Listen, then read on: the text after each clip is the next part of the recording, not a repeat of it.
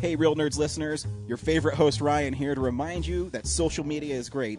How great is it? There's many ways you can find the Real Nerds on social media. You can download us on iTunes. You can listen to us streaming on Stitcher Radio. You can call us 720-6nerds5. Aw man, our website is so cool. You can visit our website, realnerdspodcast.com. You want to leave some fan mail? Oh, that's so easy, realnerds@gmail.com. Twitter, we got it, @real_nerds. You can even like us on Facebook. Thank you so much, and hey, enjoy the show.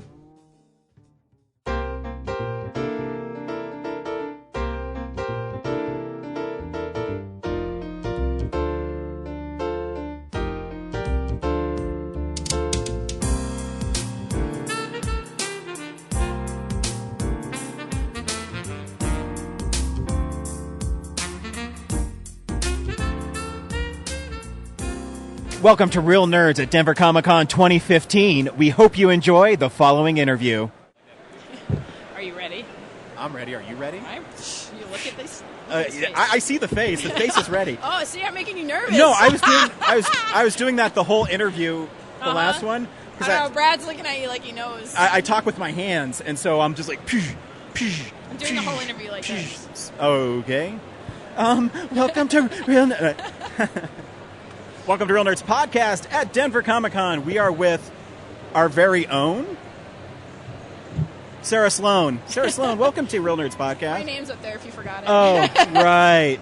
Pronounce it right or I'll be very violent. How about you pronounce it for me? I feel like that's cheating. Who are you?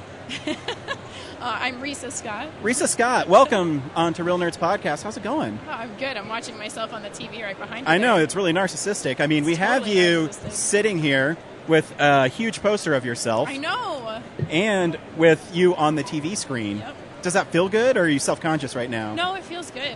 Yeah, I mean, you look great. Fuzzy. I feel warm and fuzzy. You look great. Thank you. So tell us a little bit about yourself. You're a very talented young lady. Oh, I appreciate that. Go ahead. I don't know what you want to know specifically, but Everything. That's a lot. Because you have photography going on. Yeah, You're an actress. Yep. So I own my own business. As I kind of went from the technical world into the entertainment world and decided that I really liked art better. I liked embracing the right brain, I guess.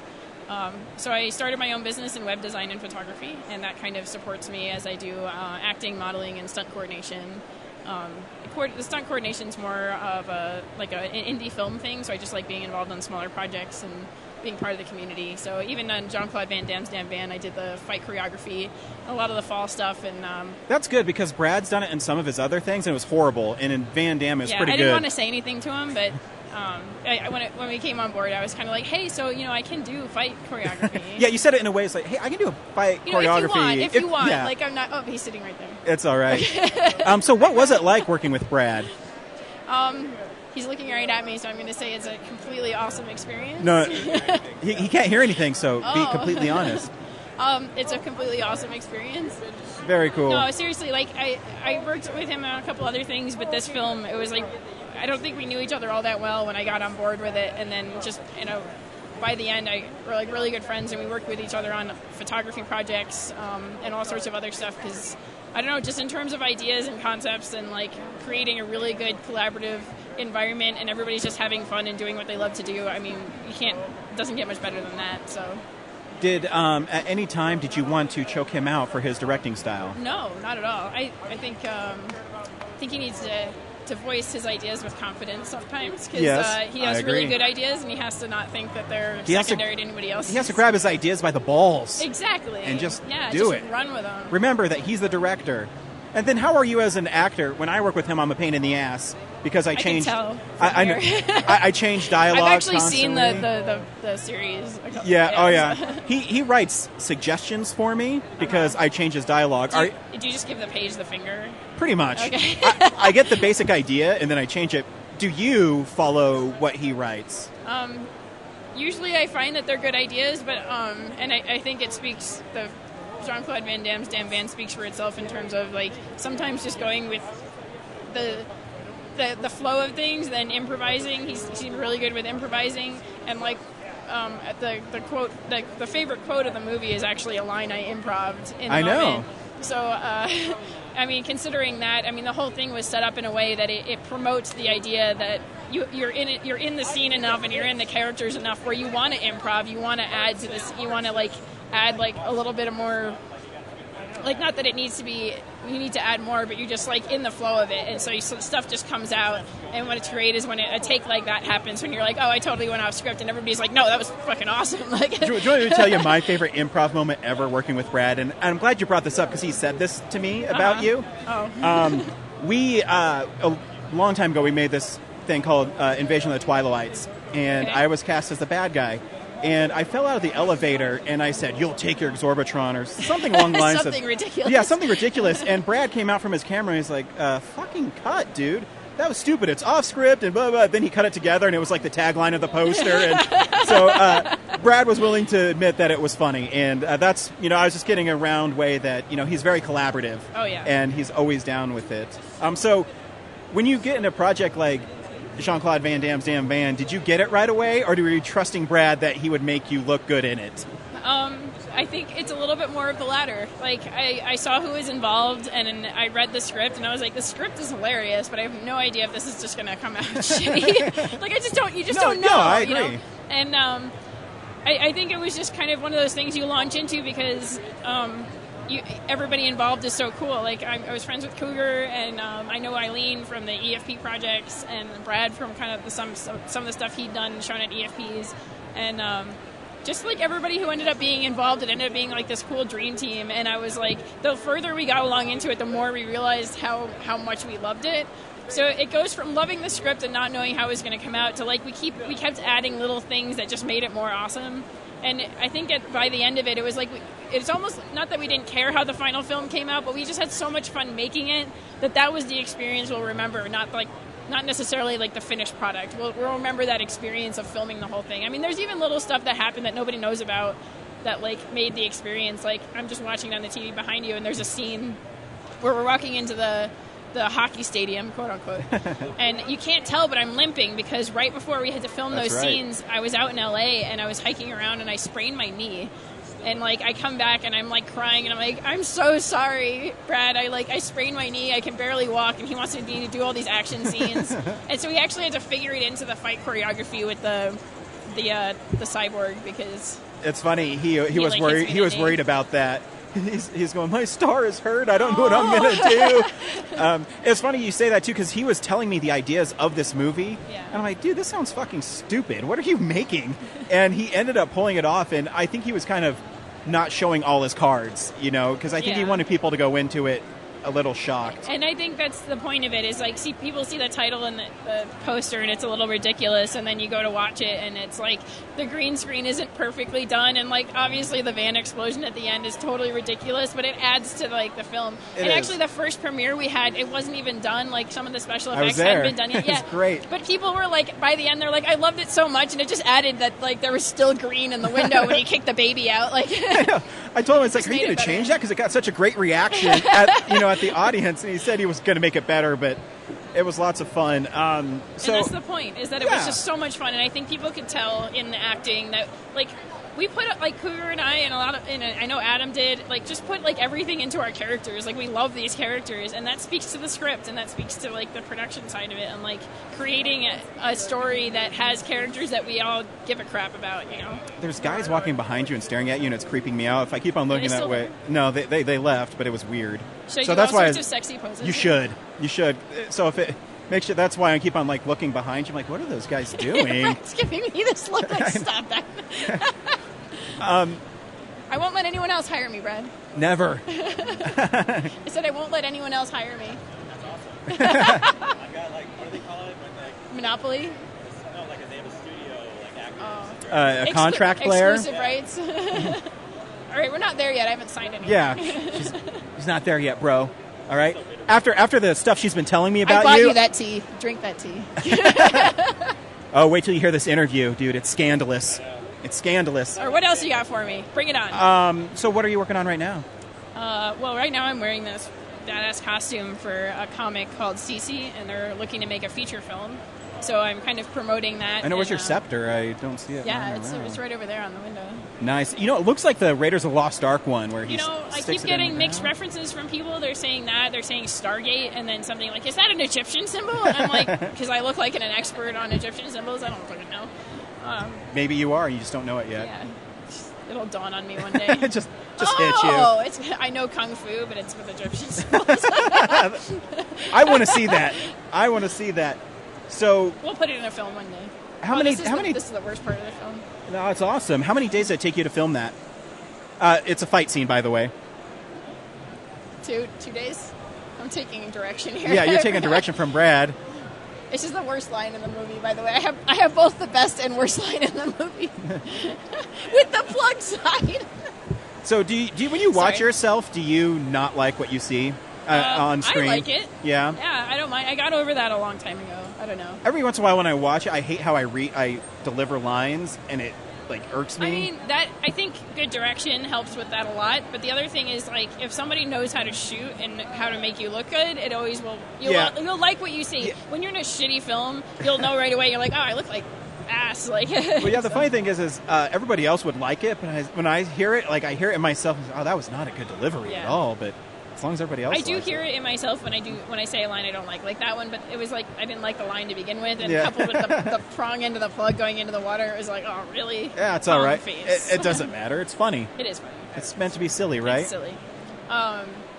But yeah, I don't really get self-conscious about watching myself in films anymore. Just actually, the only time it happens is when I play characters that are very different than me. Because it's not so much that I'm self-conscious. It's like watching somebody else in your skin. Because I think when you act when you know how to create a character really well, and not saying I'm an expert or anything, but you kind of assume this personality that's not yours, and you're that person for a little while. So when I watch it from the outside, watch the film later, I'm like, oh, that's weird. That's not me there. That's somebody wearing my skin, and it's just very odd to watch. And so I understand how some actors can't watch themselves in some roles, because I feel like it would kind of creep me out, to see it from the outside. Doing the acting in the moment, preparing a character, and coming out of it later is a process that I'm familiar with. But watching it later, it's just really eerie. So there's one I play this.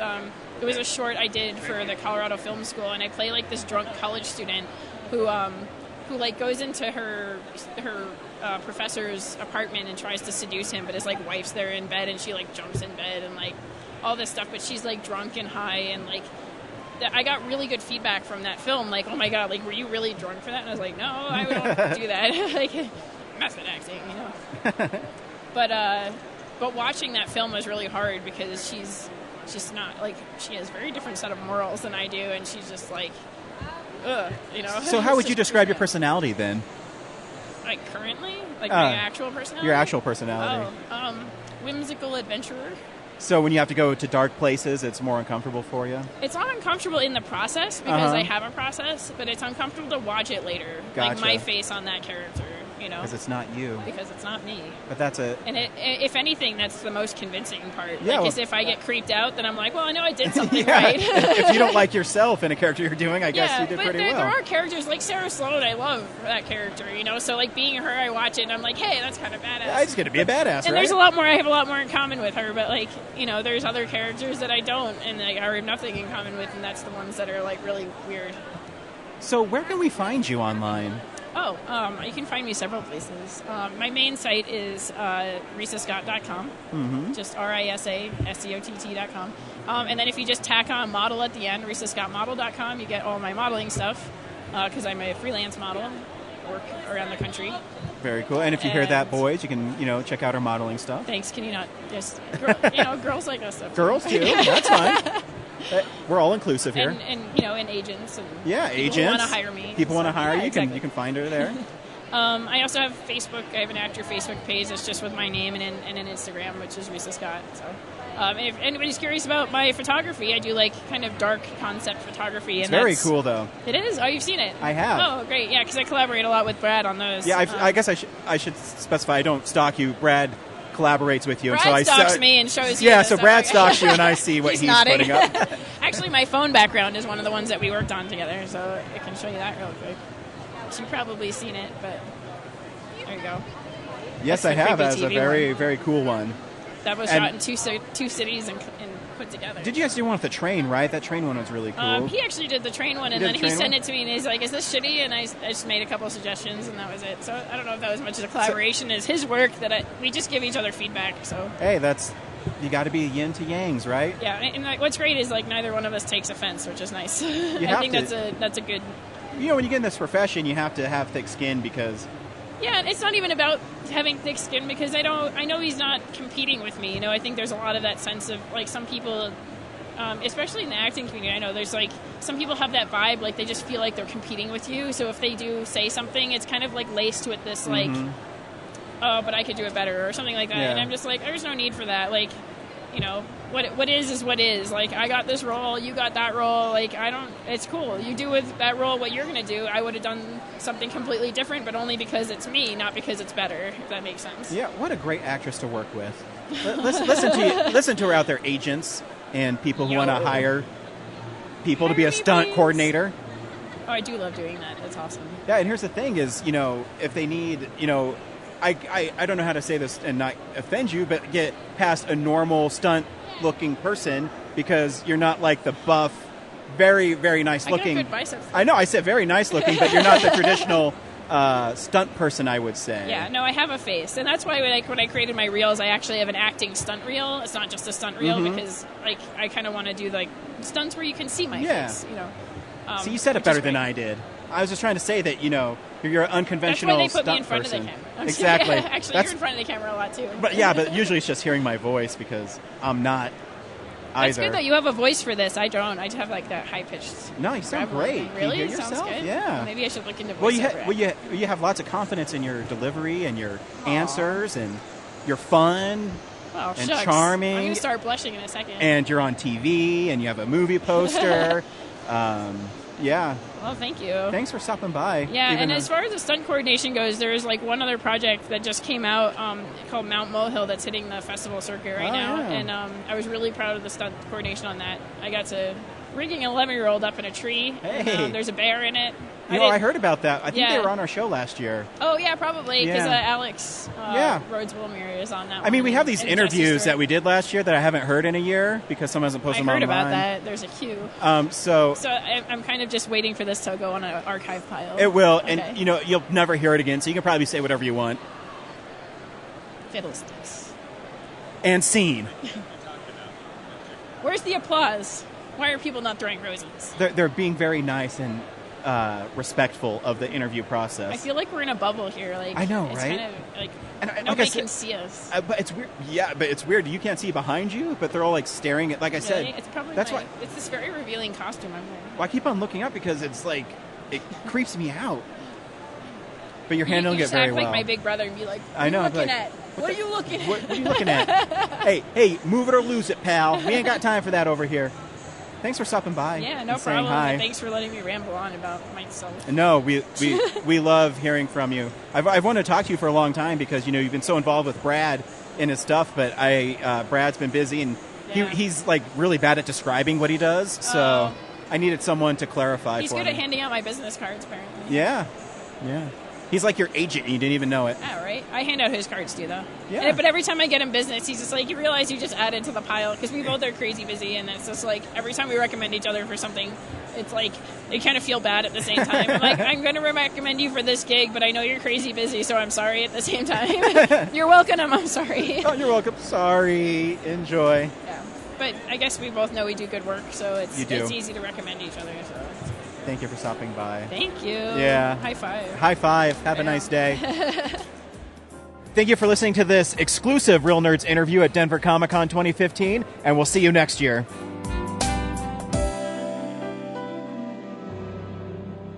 Visit our website, realnerdspodcast.com. You can tweet us at real_nerds. You can email us even, realnerds@gmail.com. Like us on Facebook. Hey, stream us on Stitcher. You want to call us? 720-6nerds5. And download us on iTunes. Just search Real Nerds. Thank you, Joe Kempter, for the wonderful voiceover. And also Spark Mandrill for the wonderful late-night jazz smooth sounds of movies. You can find them on SoundCloud. This has been a Nebulous Visions production.